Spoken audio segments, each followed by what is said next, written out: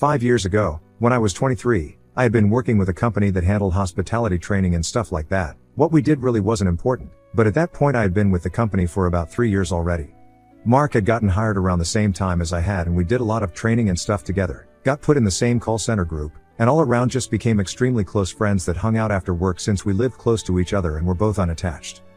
To point out how close we had gotten, since we were both single, folks in the company and our department always made jokes that we needed to just say screw the company policies and start dating. We always laughed it off because at the end of the day we both had made it abundantly clear to each other that we only saw each other as friends. For what it's worth, I don't remember how the conversation came up, but it had, and it was just a strictly platonic relationship.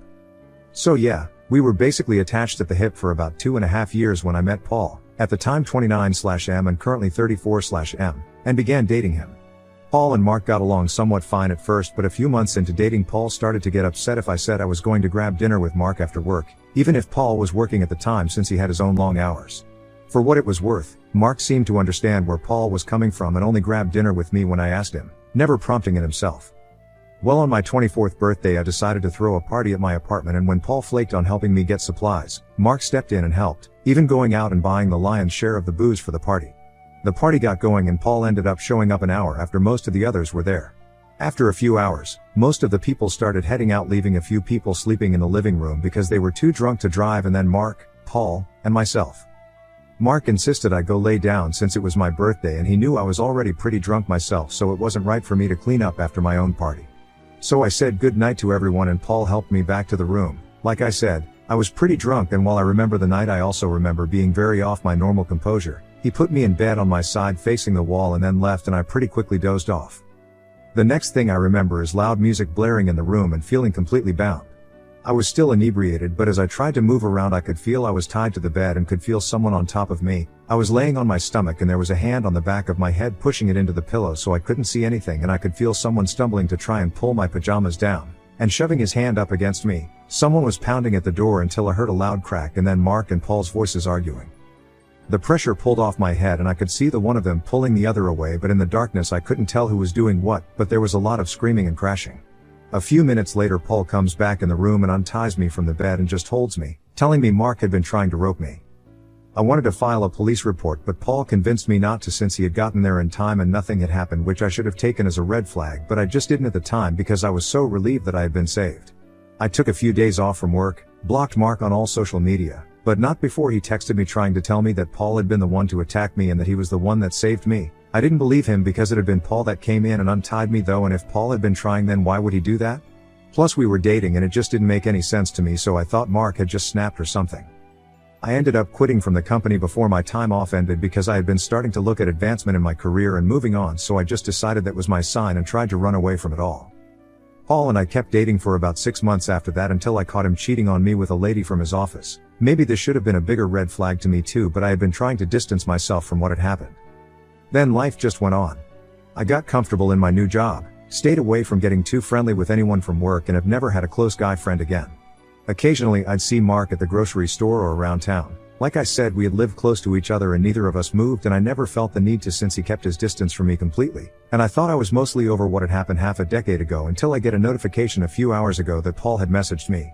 I thought that was odd cause I had blocked him. He made a new account, but I opened the message up anyway because of curiosity. I don't want to share the whole message because there's a lot of personal details in it, so I'm going to just hit the important details. So according to him. 1. Paul is an alcoholic and has been for years. Even back when we first started dating he pretty much was always drinking something or looking for an excuse. 2.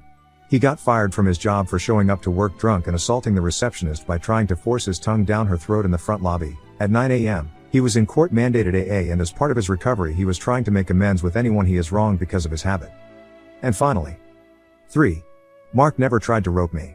It was him. He had been jealous of my friendship with Mark and saw an opportunity to get him out of the picture because of how gullible I was. His words. I'm not going to lie, I threw up after reading the whole thing.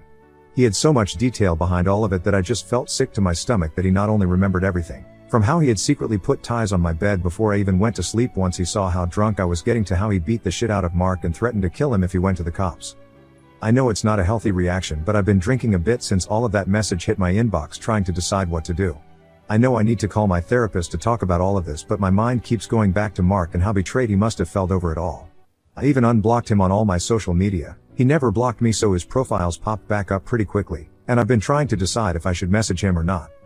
I know logically that Paul should be the one messaging him as a part of his AA stuff, but I'm also pretty sure that Mark did block him since Paul mentioned not being able to find him on social media, but he also might not have remembered Mark's last name either, so it might be hard to find him.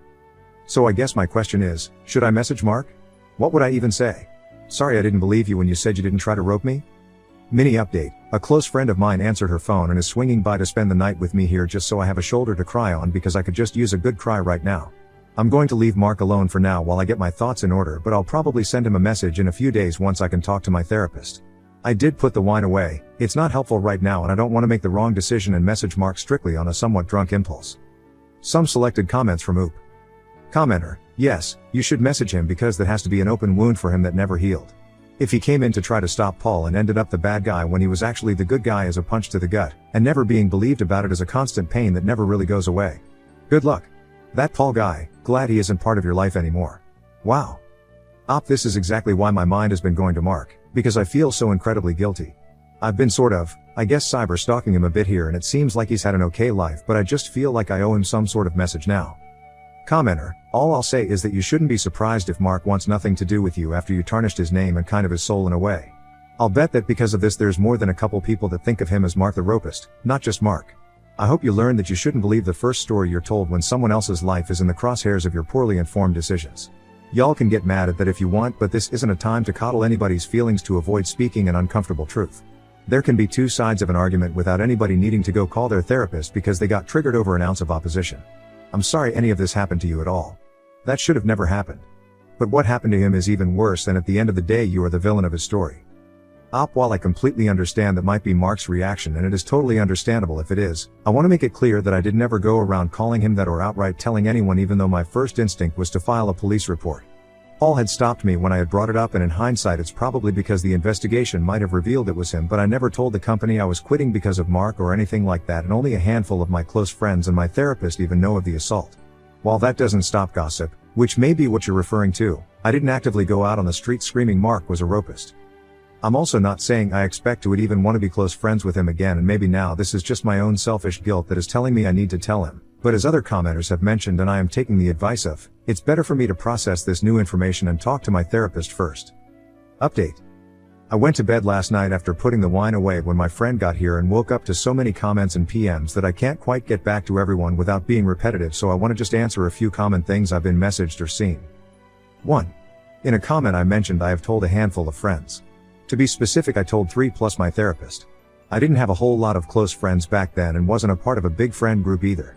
That said, one of those 3 were here with me last night after I got a hold of her, and she's every bit as disgusted as pretty much everyone else. I can't say for sure if any of them told anyone, and honestly given the passing of time I wouldn't expect them to have the same crystal clear image of who they might have told. But I do understand this might have spread without me knowing. 2. I am looking into statute of limitations and reporting in my state here. From everything I have read over coffee this morning, I believe it hasn't passed, and as several have mentioned, he literally gave me a written confession. 3. As for how I didn't realize Paul was an alcoholic? Well, I don't have a good answer for that. I'm going mostly based on his message that told me he was always drinking even back then. We weren't living together, and as I mentioned, there were plenty of days that I didn't see him versus when I did, and I don't even know now if he was even working late all the times he told me he was. I have texted my therapist and am waiting for a reply now. I'm hopeful she has some time this afternoon or tomorrow that I can speak with her, but my friend is staying with me until I can speak with her, just so that I don't have to be alone right now, and I can't say just how much I appreciate it. To those of you that have provided advice or shared your stories with me, thank you. Deeply from the bottom of my heart, thank you. Last night when I received that message I was thrown for such a loop that I didn't know where to begin or how to unpack it all given the time that had passed. Old wounds can be reopened so easily, and this one was a scar that didn't need much to make it pop. Update 2, March 22, 2022. First off, I want to thank everyone who messaged me to check up on me or to share their own stories with me. I truly appreciate each and every one of you. I would like to start this off by first saying I haven't gone back to the wine, though I did super desperately want to yesterday. I haven't really been much of a drinker since that night 5 years ago and last week when I learned the disgusting truth about Paul. To those of you hoping I would file a police report, I did. I spoke with my therapist at length the Monday following my post, and she was shocked but extremely helpful in helping me process everything. And she spent some time last what should have been the end of our video appointment looking up the statute of limitation laws in my state. There are none for sex crimes, and while she warned me that my report might just be added to a pile of other charges Paul could possibly have against him given that he was assigned court-mandated AA. All the same, I filed the report with screenshots of his messages to me printed and attached. I'm not sure what to expect from that, and at the end of the day I hope he has an absolute shit life if it goes nowhere. Now, as for Mark. My therapist was insistent that I at the very least write him something, whether it be a letter to mail him or a message on Facebook. He never reached out to me after I unblocked him, but given what he thought I thought of him I think it's understandable. She, like many of you, pointed out that while he knew he was innocent, the thought of someone believing him capable of something monstrous like that could have weighed on him for all this time, and even if his reception of my message wasn't ideal, he deserved at least the closure that this new turn of events could provide. I took a few days writing and rewriting a message in Notepad. I didn't want to accidentally hit send before I had the wording right, and each time I sat down to write it I felt like I came up short even though the message just got longer and longer. Again, I didn't think just saying, "Oh, guess what, I learned Paul is an absolute psychopath last week, surprise," would have been super appropriate either, but I wanted to find the right balance. Here's the message I ended up sending him. "Hi Mark, so this is a bit out of the blue and I really don't know how to start this, so I'm just going to put it out there. I'm sorry for not listening to you. Paul messaged me last week and revealed everything and I'm just sorry. This isn't easy to write and you deserve so much more than just an apology so long after the fact. There's no excuse for me not giving you the benefit of the doubt other than I let myself be stupidly gaslighted by a psychopathic maniac." Screenshot of his confession to me. This is the message he sent me. It even confesses to an assault on you in the event that you'd like to press charges against him, as I have already filed a police report for what he did to me. If you would like to talk about any of this at all, my inbox is open. If you want to tell me to F off, well, I guess I understand that too. I'm not sure what I expect really, because this has ripped open a wound I had been trying to heal, and I'm sure this might cause you some distress, but I felt you at the very least deserve to know. I know I probably could have said more, but any time I kept trying to write I felt like it was just me making excuses. I sent that to him this past Friday and I'm pretty sure he read it sometime between Friday and Saturday, as the read notification had been there when I checked Facebook again at lunch on Saturday. I had been out with my friend Jenny, who had stayed over with me after I learned the truth, and when I told her I had messaged Mark she wondered if he had responded, so I checked. Last night at about 6 p.m. my phone dinged, and while I thought it might have been a text from Jenny or maybe my mom, I don't really text or talk to a lot of people, I actually found that Mark had sent me a reply. "I wish you would have listened to me back then, but I'm glad you know the truth." I thought that was all he was going to send me when the 3 dots kept going across the bottom of my screen. He was still typing when he sent me pictures as well. They were graphic, and Paul's assertion that he had beat the shit out of Mark did in fact also come with documented proof from him in the form of pictures. Mark went on to explain that he filed an assault report the next day after my birthday, but that the police had warned him against accusing Paul of sexually assaulting me given the turn of events and my "don't speak to me again" text I sent him when he tried to explain himself. Nothing had ever come of his police report and he wasn't even sure why, neither am I, but he intended to follow up once more today. Mark is still very much the kind person I remember him being, and while I was bracing for him to hold a grudge against me, he instead just expressed his happiness that I finally knew the truth. We exchanged small talk through chat for a little while, but it was nowhere near the conversations we used to have. Mark is actually engaged to a girl he has been dating for about 2 years now. He had apparently never brought any of this up to her until she saw my name flash in his screen with the notification and asked who I was. While some of you expressed concern that my friends had smeared his name, he apparently never heard anything of it.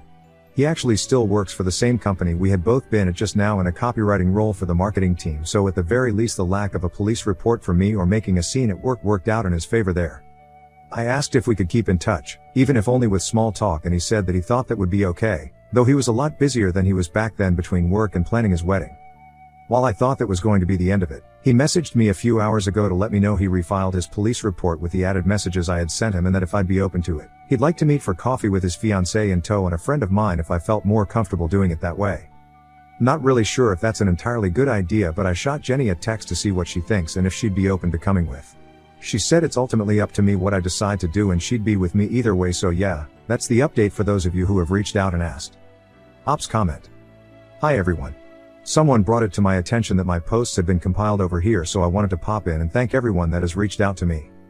Mark and I are planning to meet for coffee here this weekend with some added supervision. I think his fiancée is curious of my intentions, which is fair. I have both apologized to him at this point, but also, as many of you pointed out, he deserved a giant thank you too.